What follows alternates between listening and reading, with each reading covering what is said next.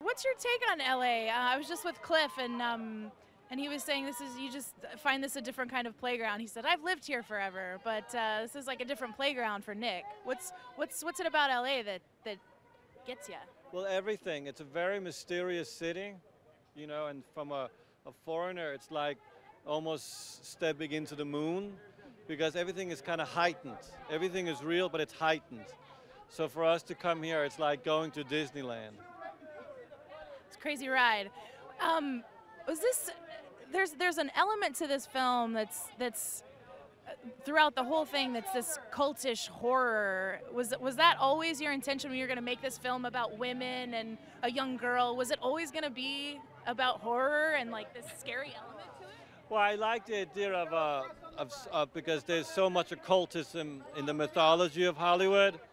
So a movie about that as the foreground, that as a kind of essence of a horrific story, the idea of the city being the neon demon. It was just very interesting. And I like the idea of having that seen through a young girl's perspective.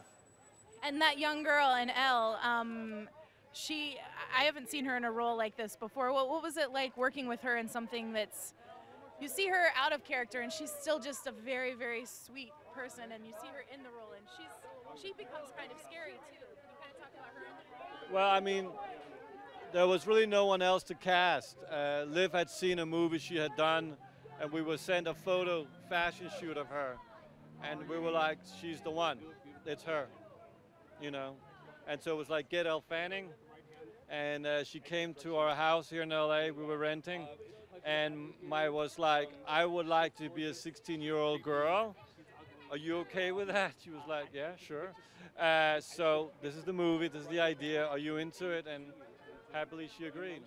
And the rest of the cast, that you know, you've worked with Christina before, and I read and heard that you talked about Abby being very helpful in the fashion. Can you talk about the rest of the cast? Well, Christina was written for her. I mean, I wanted her to be in the movie.